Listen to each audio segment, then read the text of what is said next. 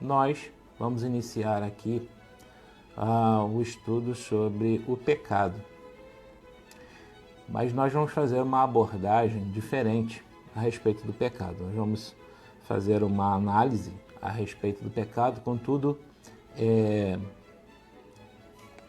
margeada pelo tempo, por assim dizer, desde o princípio da história bíblica até o período pós-Cristo, e vamos explicar com alguma riqueza de detalhes a respeito das nuances do pecado e as diferenças entre pecados, para que a gente consiga compreender alguns conceitos bíblicos a respeito deste tema.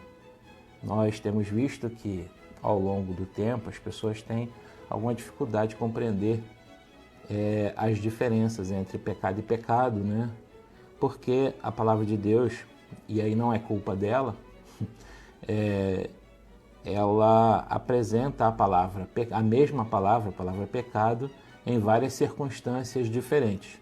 Neste sentido, é preciso compreender grupos de circunstâncias para que, minimamente, a gente consiga compreender as nuances do pecado. Então, é neste sentido que nós vamos falar. Nós vamos falar do pecado a partir de grupos de entendimento, para que a gente não tenha que analisar tipos de pecado, né? É melhor analisar por grupos para que a gente consiga sintetizar a ideia do que é pecado e possa compreender o alcance disso, né, sobre a vida de cada um, tá certo? Nós vamos iniciar então um estudo bíblico falando a respeito do pecado, tá? Quando eu começar aqui a falar mais abertamente a respeito do estudo, você vai compreender, né, a forma como nós vamos estudar. Vamos partir então para o início do estudo, falando sobre a diferenciação de pecados. Na introdução eu trago para vocês o seguinte: a Bíblia Sagrada cita a questão do pecado desde o seu primeiro livro, e este assunto perpassa todos os demais, ou seja, passa por todos os outros livros, exigindo de nós uma compreensão ampla sobre esse tema, o tema do pecado. Para compreender essa amplitude, bem como as diferenças que muitas vezes são muito pequenas, são muito sutis, entre a tipologia do que é pecado, vamos iniciar o estudo do pecado dividindo da seguinte forma. Primeiro, a gente vai falar do pecado original. Segundo, a gente vai falar do pecado herdado pela humanidade.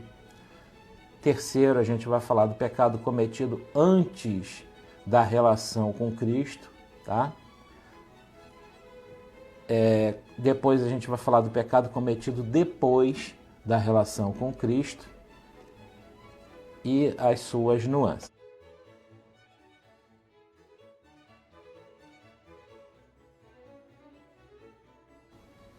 Olá, como vai você? Tudo bem? Meu nome é Roberto Boni Cardoso, eu sou presbítero servindo ao Senhor e eu quero te desejar desde já a paz do Senhor Jesus. Nós iniciamos a sequência de estudos onde nós iniciamos a falar a respeito da diferenciação dos pecados. E hoje nós vamos falar da propensão de pecar herdada pela humanidade. A gente falou sobre o pecado original e as suas consequências, né? E hoje nós vamos falar justamente sobre essa propensão de pecar que foi herdada pela humanidade, a amplitude dessa propensão de pecar, como é que ela influencia a vida de cada um até o dia de hoje, como ela tem influenciado a Terra, não é? Esse planeta, o universo, enfim, que nós vivemos, e o final, né, dessa propensão do pecado e também dessa terra, como será. Esse é o alvo dessa segunda parte do nosso estudo de hoje. Antes de adentrar o texto, eu gostaria de falar uma coisa. Quando nós iniciamos o estudo, é possível que, de alguma maneira, tenha ficado patente na nossa conversa a ideia de que o pecado original, aquele que foi cometido por Adão e Eva lá no Jardim do Éden, que esse pecado original, ele é o mesmo pecado que cada homem e mulher o tem antes de aceitar a Jesus como seu único suficiente Salvador, como se nós tivéssemos herdado o pecado original. E nós vamos falar um pouco mais sobre isso ao longo desse estudo, mas se essa impressão ficou para você, eu quero dizer para você que isso não é verdade e nós vamos tornar isso muito claro hoje aqui na nossa discussão. O problema é que quando a gente vai discutir um assunto dessa magnitude em partes, a gente avança até certo ponto, né? E a partir daquele ponto a gente começa a falar de novo e é possível que numa entrelinha, numa forma de dizer equivocada sobre determinado assunto, talvez fique uma sequela de dúvida, não é, sobre aquele assunto que venha a nortear, infelizmente, para um outro lado. Então, isso eu percebi hoje, né, preparando o estudo de hoje, que isso talvez tivesse acontecido. Então, se essa impressão ficou, essa impressão será retirada hoje aqui no nosso estudo, tá bom? Eu gostaria de pedir a você que abra sua Bíblia no livro de Romanos. Nós vamos ler no capítulo 5, do verso 12 até o verso de número 21. Diz assim: Pelo que, como por um homem entrou o pecado no mundo, e pelo pecado a morte, assim também a morte passou a todos os homens, por isso que todos pecaram. Porque até a lei estava o pecado no mundo. Mas o pecado não é imputado não havendo lei. No entanto, a morte reinou desde Adão até Moisés, até sobre aqueles que não pecaram à semelhança da transgressão de Adão, o qual é a figura daquele que havia de vir. Mas não é assim o dom gratuito como a ofensa. Porque se pela ofensa de um morreram muitos, muito mais a graça de Deus e o dom pela graça, que é de um só homem, Jesus Cristo, abundou sobre muitos. E não foi assim o dom como a ofensa, por um só que pecou, porque o juízo veio de uma só ofensa, na verdade, para a condenação, mas o dom gratuito veio de muitas ofensas para a justificação. Porque se pela ofensa de um só a morte reinou, por esse, muito mais os que recebem a abundância da graça e do dom da justiça reinarão em vida por um só Jesus Cristo. Pois assim, como por uma só ofensa veio o juízo sobre todos os homens, para a condenação, assim também, por um só ato de justiça, veio a graça sobre todos, os homens para a justificação de vida. Porque como pela desobediência de um só homem muitos foram feitos pecadores, assim, pela obediência de um, muitos serão feitos justos. Veio, porém, a lei para que a ofensa abundasse. Mas onde o pecado abundou, superabundou a graça, para que assim como o pecado reinou na morte, também a graça reinasse pela justiça para a vida eterna por Jesus Cristo, nosso Senhor. Bom, esse é o texto de Paulo, né? Nós discutimos o pecado original. Dissemos que a liberdade de adorar a Deus face a face foi maculada, de forma que, na condição de pecador, o homem, agora consciente de seus atos, passaria a necessitar de arrependimento, de cobertura, de conversão, de justificação.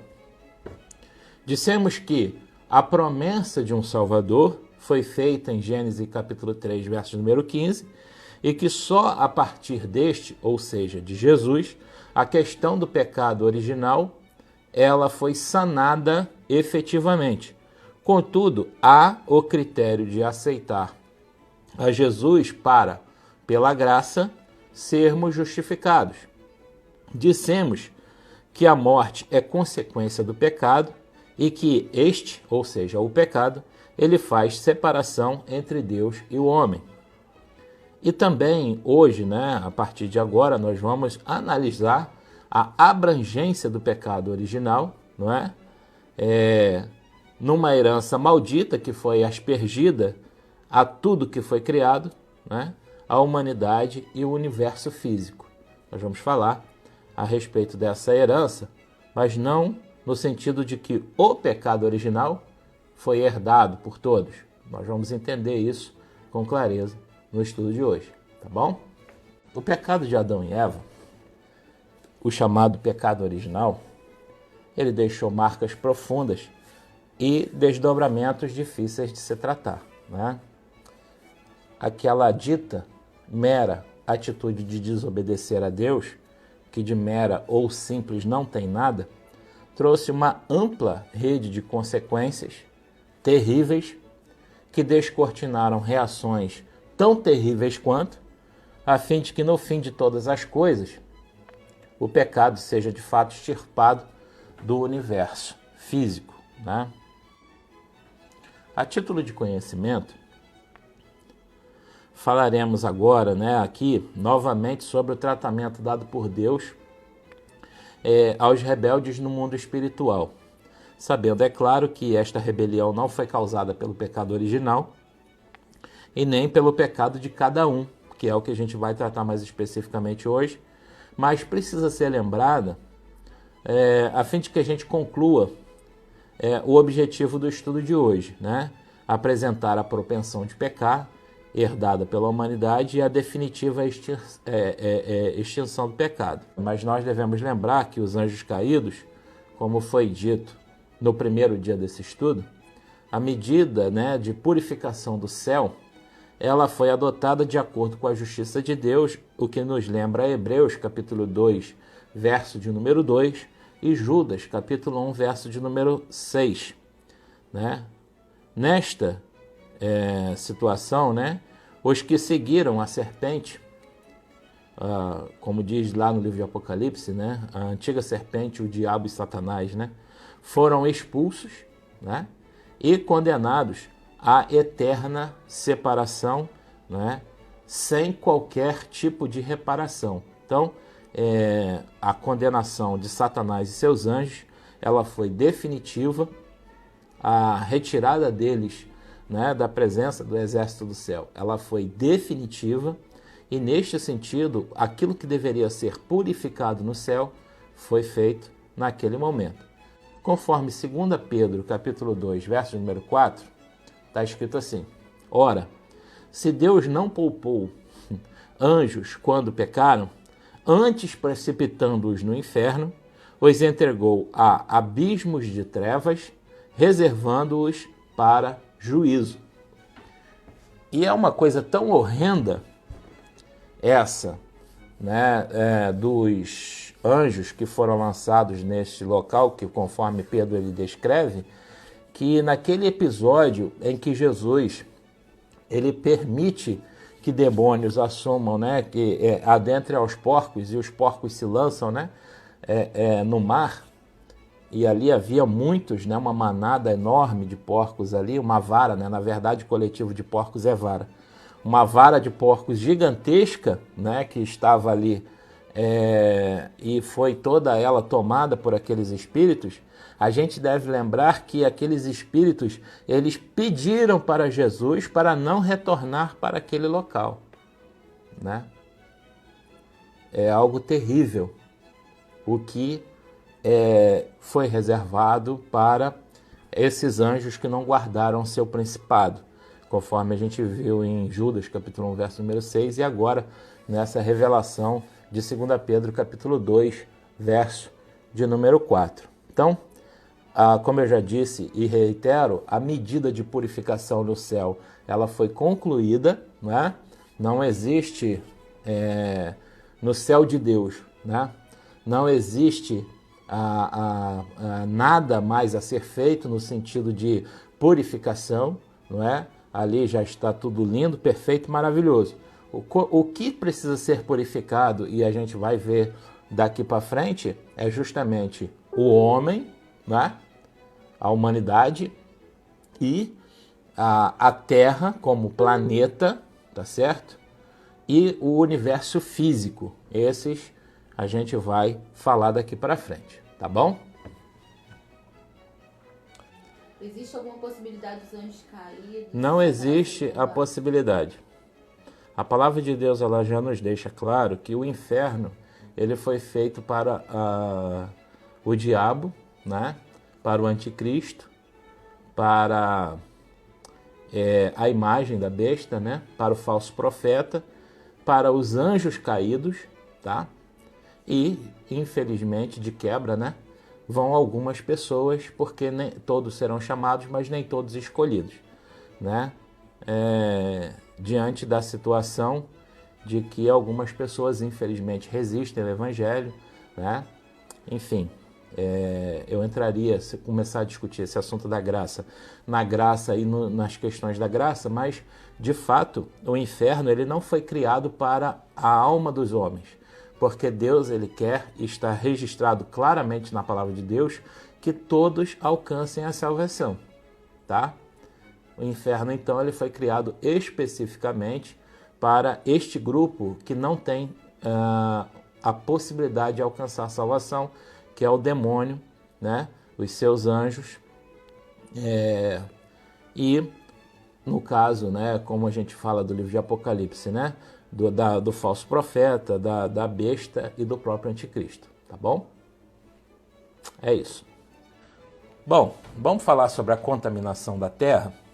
A contaminação da terra. Gênesis 3,17, né, é o nosso ponto para falar sobre essa contaminação. Por mais difícil de compreender que seja, a terra ela caminha de um estado de perfeição, ou seja, no momento da criação de Deus, Deus ele declara que todas as coisas são boas. Neste sentido, a gente pode imaginar um estado de perfeição hipotético, não é? Da criação de Deus, onde naquele momento estava tudo de acordo com a vontade de Deus. A vontade de Deus é boa, então tudo é bom, né? E para um estado de caos, né? E de destruição total. Esse é o que a gente pode imaginar da Terra enquanto planeta, não é? Da ecologia, das questões de minerais, das questões vegetais, os próprios animais. Então, de todas as formas possíveis e imagináveis, quando a gente idealiza ou pensa, né, a respeito da Terra enquanto planeta e do universo, né, de um modo geral, do universo físico, nós chegamos à conclusão de que tudo aquilo que Deus fez é bom, mas foi corrompido pela questão do pecado, né, que está lá descrita em Gênesis 3,17, né, e a partir dessa questão, a gente vê a Terra caminhando desse estado de perfeição hipotética para um estado de caos, ok? Então, essa é a visão a respeito da questão da Terra, tá bom? Neste sentido, só para que você tenha a recordação do que está escrito em Gênesis capítulo 3, verso 17, eu vou ler rapidinho. E Adão disse, no caso Deus dizendo a Adão, porquanto deste ouvido a voz de tua mulher, e comeste da árvore que te ordenei, dizendo, não comerás dela, vírgula, maldita é a terra por causa de ti, tá? Com dor comerás dela todos os dias da sua vida. A expressão maldita é a terra por causa de ti, ela é sui generis, né? Deus ele estava declarando naquele momento que aquilo que era bom passou a ser maldito, passou a ser ruim, passou a ser desastrosamente desagradável, assim, qualquer tipo de combinação de palavras que ensejem que aquela condição inicial de terra boa deixou de existir. Aí ele segue no verso de número 18, dizendo: espinhos e cardos também te produzirá, e comerás a erva do campo. No verso 19, fala do suor do rosto, comerás teu pão, até que tornes a terra, e vai entrar na questão da morte. Bom, falando especificamente da terra, né? Aquela terra que foi construída para apenas produzir coisas boas, árvores para mantimento ou árvores agradáveis à vista, né? Os animais em perfeito estado de relação com Adão. Adão foi dado o direito de sujeitar toda a terra, né, à sua vontade. Só que a gente vê que há uma rebelião no ambiente natural, né? E essa rebelião do ambiente natural, ela se dá quando os animais eles se voltam contra a humanidade de alguma maneira, né? Por exemplo, você entra na jaula do leão, o leão não vai ficar quieto, exceto com Daniel. Com Daniel aconteceu, mas se você entrar só se for por milagre, porque normalmente o leão ele vai te atacar, né? E qualquer outro em ambiente selvagem da mesma maneira, né? Houve esse descompasso, esse descontrole, né, da natureza criada em relação ao homem. Aí a gente vê terremotos, maremotos, todo tipo de coisas, né, que acontecem por via da natureza, né? E a gente pode dizer que todas essas coisas, de um modo geral, elas são sim consequências daquele pecado. A terra foi amaldiçoada pelo pecado, de forma que ela já não produzia apenas coisas boas, passou a produzir também coisas que não eram boas nem para o homem e nem no sentido do equilíbrio ecológico e no equilíbrio do planeta, do funcionamento das coisas que Deus havia planejado, não é? Um funcionamento que poderia se chamar de bom, né? A gente vê, por exemplo, tem um vulcão na Itália chamado Vesúvio, que de vez em quando ele entra, né, em erupção, e outros vulcões aí em vários locais. Historicamente falando, milhares e milhares, talvez milhões de pessoas já morreram por incidência, né, de vulcões. E aí a gente vai falar de outras questões como terremotos, furacões e todo tipo de coisas dessa natureza que são oriundas desse desequilíbrio gerado pelo pecado original. Então a estrutura do que foi construído por Deus ele foi abalado, né? A terra já não produziria tudo bom, já produziria também dificuldades para a vida humana. Estas dificuldades se traduzem, né, em toda a espécie de problemas em relação ao homem com a natureza, verificado desde então como terremoto, maremoto, seca, calor, frio intenso, enchentes, queimadas, vulcões, furacões, e todas as outras coisas, isso no campo da humanidade. Mas também a humanidade em si, fisicamente, foi corrompida. Por quê? A gente observa que homens nascem com necessidades especiais, né? Que hoje a gente tem que falar o politicamente correto, né? Nascem com necessidades especiais, na verdade, pela falta de um órgão, pela falta ou por uma doença congênita, ou mesmo por uma doença genética. Então, todas essas corrupções, por assim dizer, da matéria criada, elas se dão por ocasião desse pecado original, tá bom?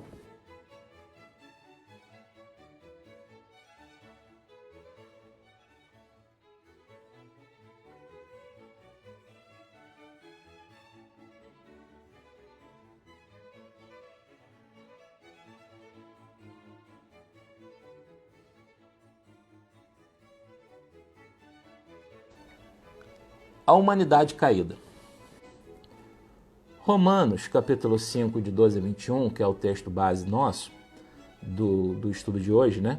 Paulo ele descreve a situação da humanidade caída, e aí a gente vai fazer uma divisão desse texto, né?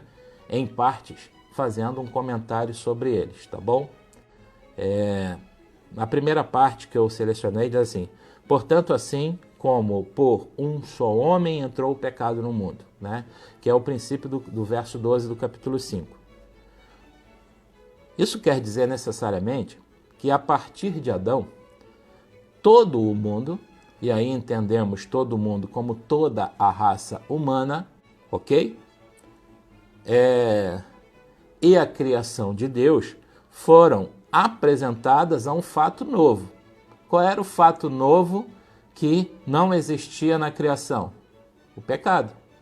Lembra que tudo foi criado em estado de perfeição, Deus chamou aquilo de bom, não é verdade? E do ponto de vista da criação de Deus, estava completa a criação. A palavra de Deus ela diz que Deus ele completou a criação, não é? Nos 6 dias, no 7º descansou. É o que diz lá o livro de Gênesis, lá no princípio, no capítulo 1 e 2. Então, não havia fato novo a se mencionar, e o fato novo que foi gerado, exatamente, infelizmente, né, foi o pecado. Então, assim como diz Paulo, assim como por um homem só entrou o pecado no mundo, então Adão, ele descortinou para o mundo o pecado, ok? O pecado enquanto instância, ou seja, ele cometeu um pecado, dito pecado original, né? O primeiro, e a essência pecado foi inserida no mundo, tá? É isso que eu estou tentando aqui explicar para você, para deixar claro que não é o pecado original que nos acomete, tá bom? Segunda parte. E pelo pecado, a morte. Assim também a morte passou a todos os homens, porque todos pecaram. Tá. O pecado ele trouxe como consequência a morte física e espiritual. Nenhuma das duas estava em evidência na criação de Deus. Claro. Essa última, né, ela representa a separação de Deus, né? A morte espiritual como sendo separação de Deus. Contudo, não é esse pecado que nós herdamos, né? O tal do pecado original. O pecado original foi cometido por Adão e por Eva. Ponto. Tá? Como foi descortinado no mundo, ou seja, sobre toda a humanidade e sobre toda a criação, a essência do pecado, que é a possibilidade de pecar, que é o mau intento, a gente vai falar um pouco disso mais adiante. Então, essa essência, essa possibilidade de pecar, ela foi aberta, descortinada sobre toda a humanidade. Precisamos entender, como eu já disse, que não foi o pecado de Adão que contaminou a todos, mas a possibilidade de cometer pecados. Isto é expresso no final do verso 12, através da expressão todos pecaram. A gente vai encontrar textos na Bíblia falando o seguinte, que ninguém pode dizer que não peca, né? Porque seria um pecado, seria o pecado da mentira. Por quê? Porque todos, de uma forma ou de outra, cometem pecado, tá certo? Terceira parte. Porque até ao regime da lei havia pecado no mundo, mas o pecado não é levado em conta quando não há lei. Vamos tentar entender isso da seguinte forma. Existe, por exemplo, no Brasil, né, o regime jurídico que atua sobre a iniciativa privada, tá? E o regime jurídico que atua sobre o poder público. São dois regimes jurídicos diferentes. O regime jurídico que atua sobre o poder público diz que todas as ações do poder público, elas têm que ser feitas mediante lei. Ou seja, tudo tem que estar escrito para que o agente público, seja o servidor público ou o governante, de modo geral, ele execute determinada ação. Já na iniciativa privada, ou seja, na sociedade comum, nesse pessoal que emprega, em você que trabalha como empregado, só pode, você só precisa deixar de fazer alguma coisa que esteja prevista em lei. Você compreendeu a diferença? No caso da Bíblia, é exatamente isso, tá? O que esse texto quer dizer é que, por mais que houvesse já pecado no mundo, esse pecado só pode ser levado em conta se a lei assim disser que é pecado. Entenderam? É isso e só isso que o texto quer dizer. O pecado só é levado em conta se houver uma lei que diga que aquilo é pecado. Tá? Paulo aqui explica essa regra simples, né? Os pecados só o são na existência de uma lei que foi quebrada, tá? Por isso, a gente vê muitas situações, principalmente no livro de Gênesis. Preste atenção, tá? No que eu vou falar agora, para depois vocês não dizerem que houve pecado que não foi cobrado da parte de Deus. É preciso compreender com clareza isso, que é para a gente não fazer juízo errado sobre a palavra de Deus e nem sobre o que nós estamos tentando falar aqui agora. É um pouco complicado, eu entendo, mas a gente precisa pensar, tá? De novo, aqui Paulo explica uma regra muito simples. Os pecados só o são na existência de uma lei, né, que o diga que isso é pecado e essa lei ela for quebrada. Se for cumprido aquele rito de quebra daquela lei ou daquele ato que foi predito, inclusive, né, sobre aquele tipo de pecado.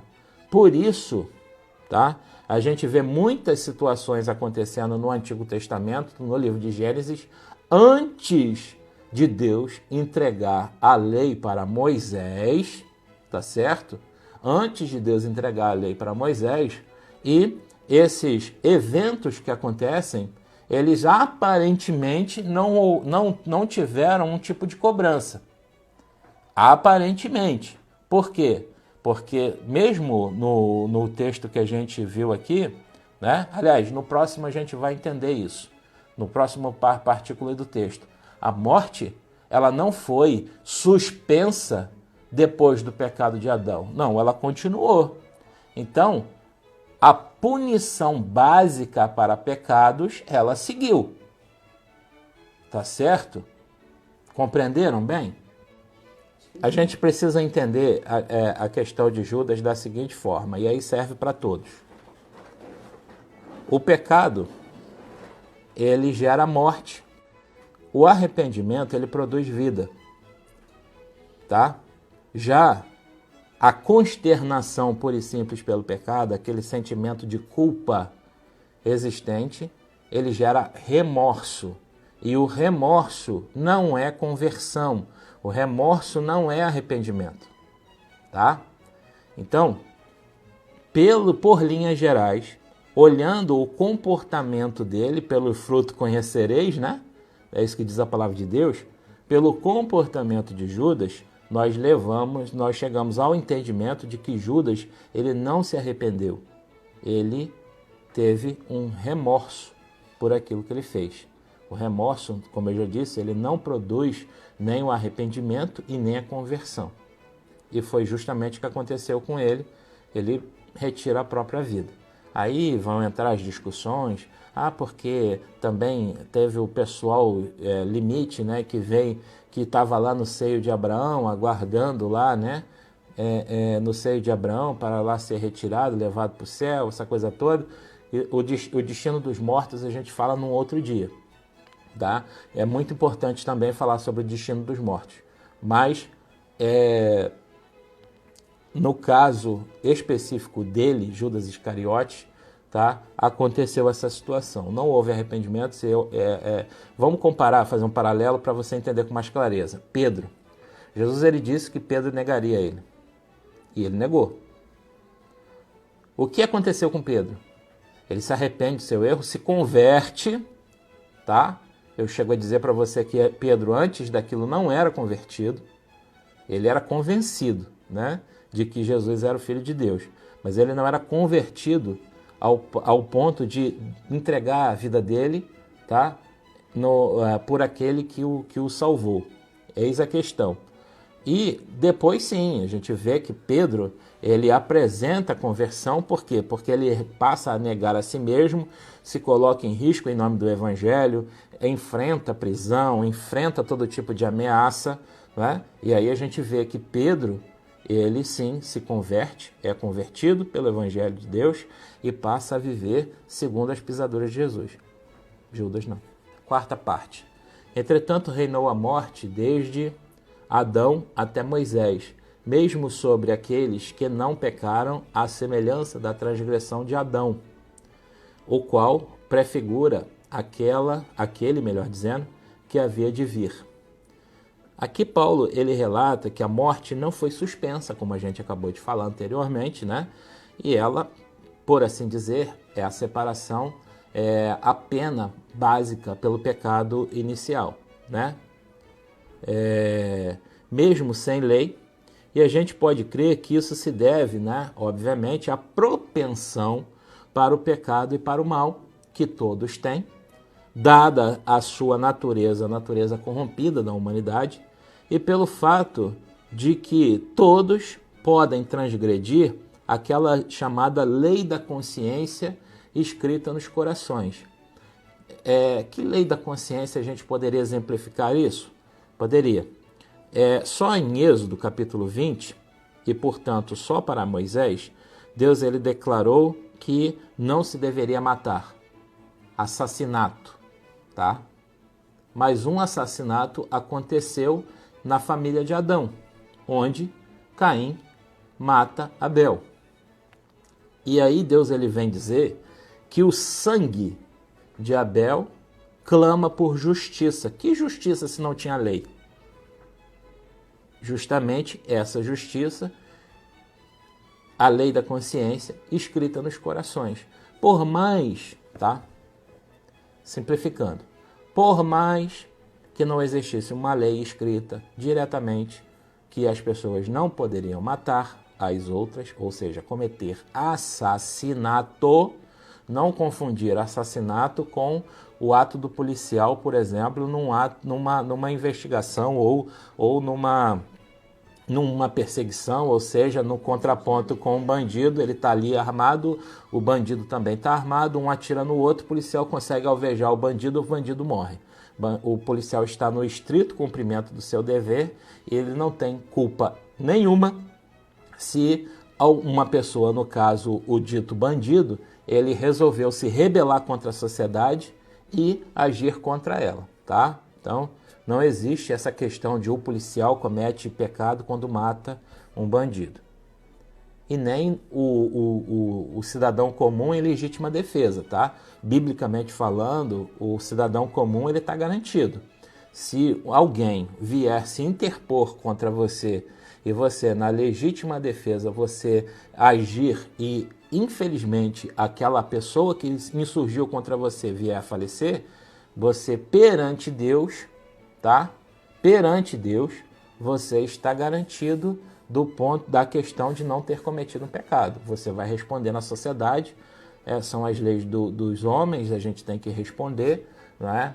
E aí você vai declarar legítima defesa, vai comprovar isso ou não juridicamente, mas fato é que perante Deus você não estaria cometendo pecado. Mas voltando aqui para a nossa questão, né?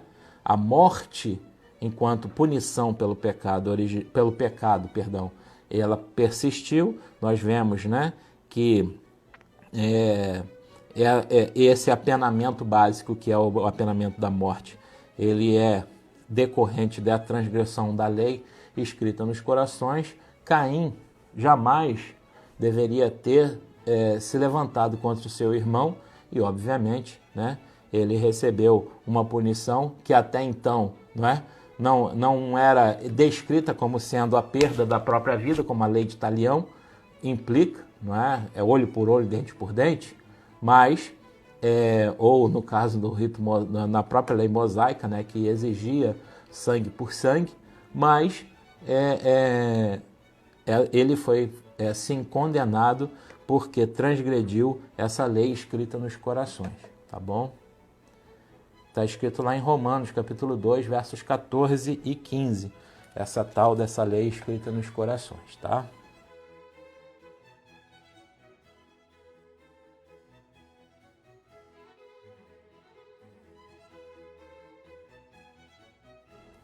Todavia, não é assim o dom gratuito com a ofensa, porque se pela ofensa de um só morreram muitos, muito mais a graça de Deus e o dom pela graça de um só homem, Jesus Cristo, foram abundantes sobre muitos. A abrangência da graça aqui, né, nesse texto, ela é universal, diferente da ofensa, que é pessoal, né? Cada um comete uma ofensa, cada um comete um pecado e a restauração da vida dessa pessoa, ela se dá de forma graciosa por Deus, mas um ato de graça, que foi a morte de Cristo na cruz do Calvário, ele serve para pagar as ofensas todas que essa pessoa cometeu, não importa se uma, se 10, se 1000, tá? Então a abrangência é universal, diferente da ofensa que é pessoal, cada um responde pelo seu pecado, já a graça é acessível a todos. O dom, entretanto, não é como no caso em que somente um pecou, no caso Adão, né? Porque o julgamento derivou de uma só ofensa, o julgamento inicial, para a condenação. Mas a graça transcorre de muitas ofensas para a justificação, né? São reiterações que Paulo faz. Para todos os tipos de pecado, uma justificação apenas. Cada um, em seu delito, deve buscar a justificação em Cristo. Se pela ofensa de um e por meio de um só reinou a morte, muito mais os que recebem a abundância da graça e o dom da justiça reinarão em vida por meio de um só, a saber, Jesus Cristo. Se pela ofensa de Adão veio a condenação, Jesus, maior que Adão, trouxe o que é mais excelente, ou seja, a graça. Pela justificação receberão a vida. E Paulo fala, né? Pois assim como por uma só ofensa veio juízo sobre todos os homens, para a condenação, assim também por um só ato de justiça veio a graça sobre todos os homens para a justificação que dá vida. De novo, né? Uma ofensa, uma pena. Para o pecado, a morte. Um ato de misericórdia, um pagamento. Jesus se entregou pelos pecados e isto foi contado como justiça. A vida pode ser retribuída, ou reatribuída, melhor dizendo, ao pecador que, convencido do pecado, da justiça e do juízo, se arrepender, converter-se a Cristo, sendo justificado dessa maneira. Repare aqui, não há cobertura de pecados, né, que era estabelecido na lei mosaica, é claro, é a nova aliança. A justiça foi satisfeita no sacrifício de Cristo. Porque como pela desobediência de um só homem muitos se tornaram pecadores, assim também por meio da obediência de um só, muitos se tornarão justos. Adão desobedeceu, Jesus obedeceu a ordem de Deus de sacrifício, né? Lembrando que o Cordeiro foi sacrificado desde a fundação do mundo. Apocalipse, capítulo 13, verso de número 8, né? Esse desde a fundação do mundo, a gente já fez menção, não é? Obviamente, Deus, na sua infinita sabedoria e poder, na sua onisciência, ele obviamente já sabia de todos os eventos que se descortinariam com o pecado, né? Contudo, seguiu-se o plano e já sabia Deus da forma como isso deveria ser sanado, não é verdade? E é por isso que Apocalipse capítulo 13, 8 faz essa lembrança para nós, né? Na verdade, o cordeiro já havia sido, entre aspas, sacrificado, ou seja, a promessa do sacrifício já existia para o resgate do homem. Sobreveio a lei para que avultasse a ofensa, mas onde abundou o pecado, superabundou a graça, a fim de que, como o pecado reinou pela morte, assim também reinasse a graça pela justiça para a vida eterna mediante Jesus Cristo nosso Senhor. A lei, ela, pois, aclara as ofensas dos homens, né? Ela tipifica a ofensa. Isso, obviamente, gerou avultasse a ofensa, ou seja, abundou o pecado, não é? A gente agora reconhece o que é pecado e as pessoas estão pecando. Então, esse pecado ele abundou, né? E com eles o reinado da morte. Contudo, no sacrifício de Cristo, a morte foi tragada dos eleitos, aqueles que têm a Cristo como Senhor, que dele receberam a graça pela justificação e a vida. Ok? Essa é a parte 3 do nosso estudo. Agora a parte 4 é bem rápida, que a gente vai falar sobre o fim do pecado efetivo. Quando se dará, né, o fim efetivo do pecado. Do pecado como essência, né? Esse fim ele se dará no milênio. O fim do pecado ele se dará, obviamente, depois do milênio, tá? O que é o milênio? O milênio é o período em que Jesus e seus santos governarão a terra durante 1000 anos, está previsto lá em Apocalipse capítulo 20, dos versos 1 a 6. Nesse período ficará patente que a propensão a pecar e a maldade humana, assim como sua corrupção, não estão ligadas ao sistema de governo, pois neste período a justiça e a paz serão marcas indeléveis, né? Marcante será o governo de Cristo durante esse período de 1000 anos, que não vai haver nenhum tipo de problema no sentido de que o homem ele sofra por interferência externa, tá? Se ele seguir de acordo com o governo estabelecido por Cristo, nenhum mal lhe acometerá. Ele receberá justiça plena, ele terá acesso à alimentação, ele vai ter acesso a estudo, ele vai fazer tudo que ele puder para o seu benefício e não vai sofrer nenhum tipo de embargo, a não ser, obviamente, se ele descumprir a lei. Aí a justiça vai se fazer sobre ele no sentido de punição, tá? Isso é o governo hipotético ótimo, né? Que é o governo que a gente espera, o governo que nos supra as nossas necessidades e que opere com justiça, né? É o que a gente sempre imaginou de um grande governo que, infelizmente, na Terra a gente não teve, ou teve algumas amostras em algum momento, mas não tão perfeito quanto esse de Cristo. Após esse tempo de 1000 anos, diz a Bíblia, né, que Satanás ele ainda será solto e conseguirá congregar a muitos contra Jesus e contra os seus santos, né, na última batalha que acontecerá. Está descrito em Apocalipse capítulo 20, nos versos 7 a 9. Então, a influência que Satanás ele ainda exercerá sobre os homens naquele momento só vai nos demonstrar essa dita, melhor dizendo, propensão para o pecado. Por quê? Porque sendo governado com tanta justiça, por que o homem ainda acharia algum motivo para se rebelar contra Deus? Né? Então, óbvio, a influência maligna sobre as deficiências do próprio homem, né? Essa propensão para pecar. Como a gente sabe, a palavra de Deus ela nos declara que Satanás e seus demônios, juntamente com essas pessoas que se rebelarão contra Deus, eles não vencerão. Após isso, né, haverá a vitória definitiva sobre Satanás. Satanás ele é lançado definitivamente no inferno. Apocalipse capítulo 20, versos 9 e 10. Ao julgamento final, Apocalipse 20, versos 11 e 15, até 15, né?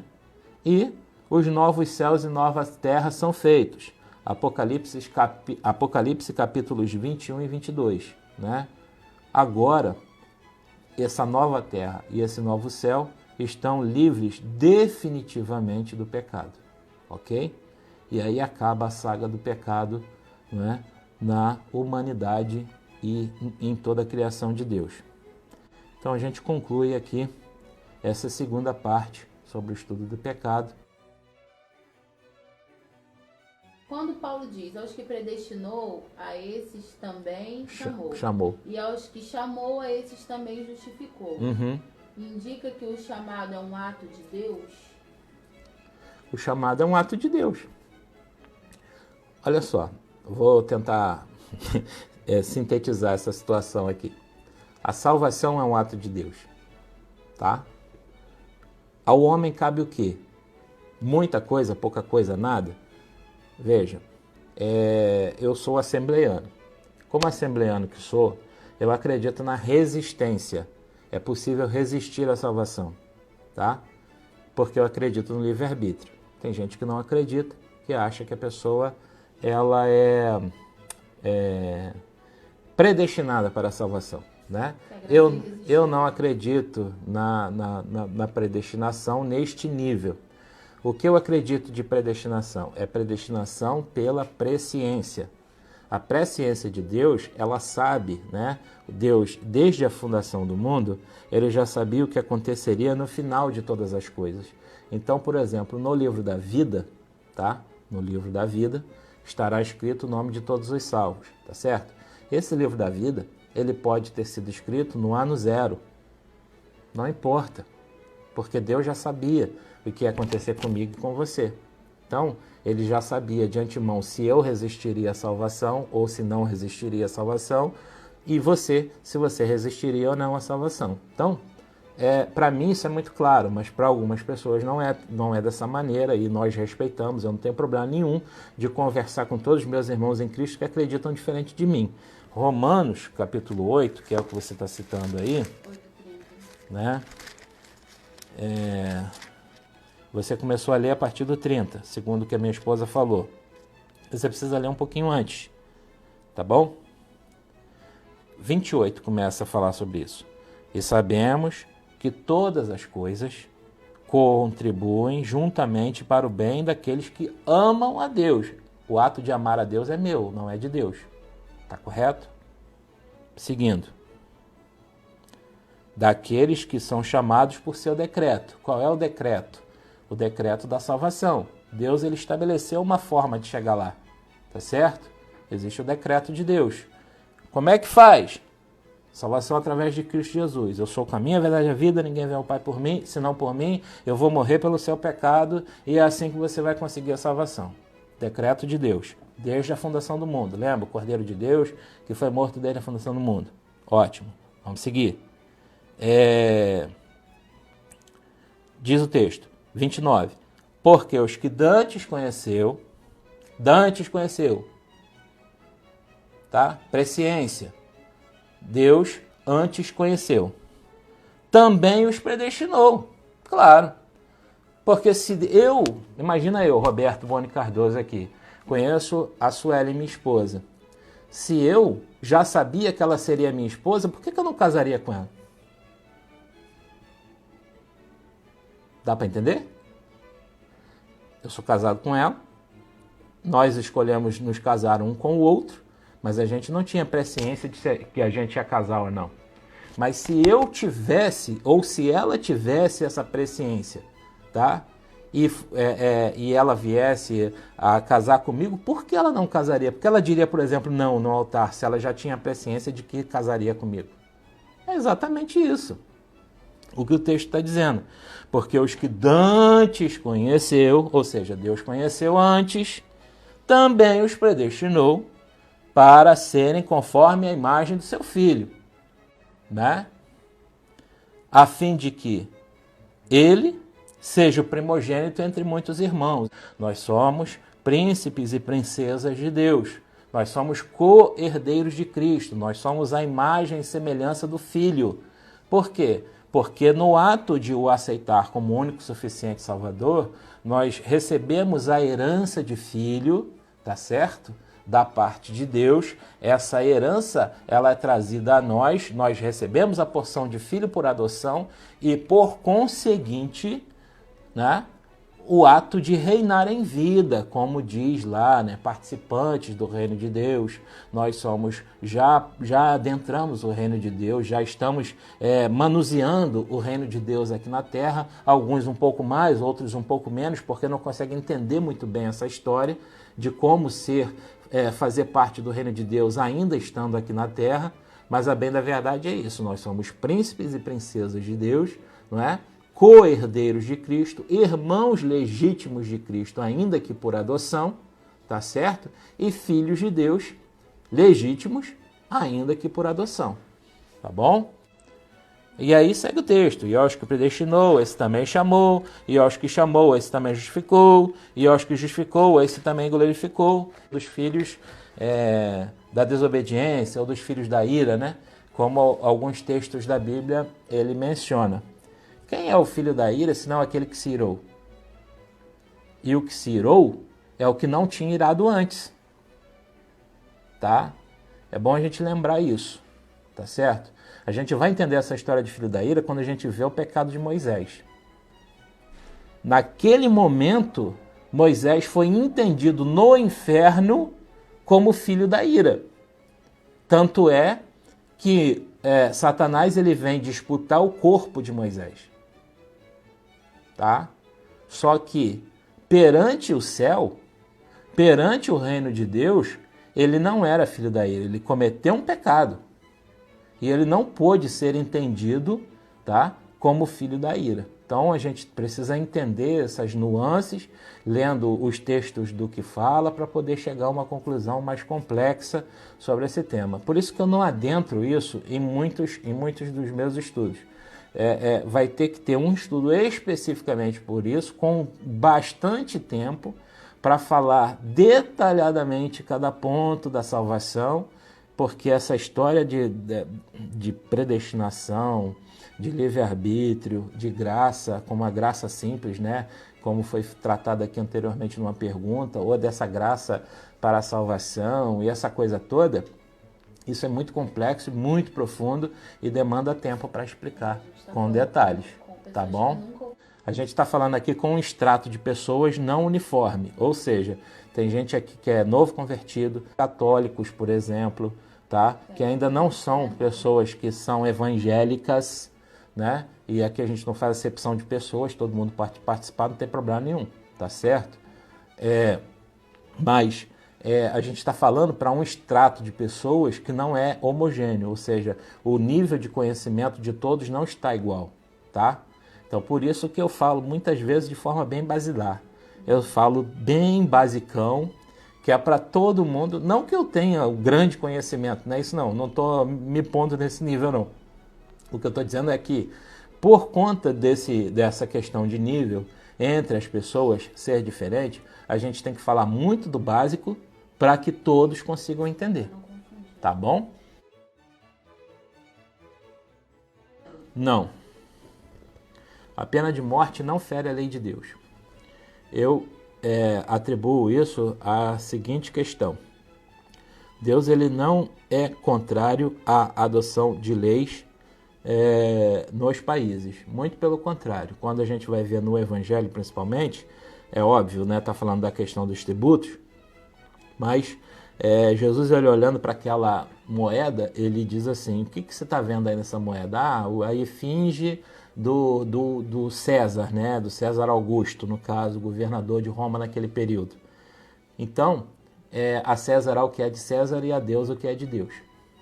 E em várias instâncias, o apóstolo Paulo, ele nos lembra que as sociedades, elas são autorizadas a se autoportarem como governos e têm autoridade sobre os seus cidadãos, de modo que a justiça estabelecida nesses países, tá?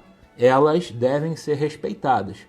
O nosso trabalho, nessa circunstância, ele deve ser diferente. O brasileiro médio, ele não faz isso, tá? O que eu vou falar aqui agora, mas é o que a gente deveria fazer. Nós deveríamos estudar os projetos de lei, tá? E aqueles em que nós somos contra, nós deveríamos expressar a nossa opinião através dos nossos representantes legais, que no caso são os deputados, são senadores, são os vereadores, que são quem legisla, né? Quem cria leis. É senador, deputado federal, estadual e vereadores.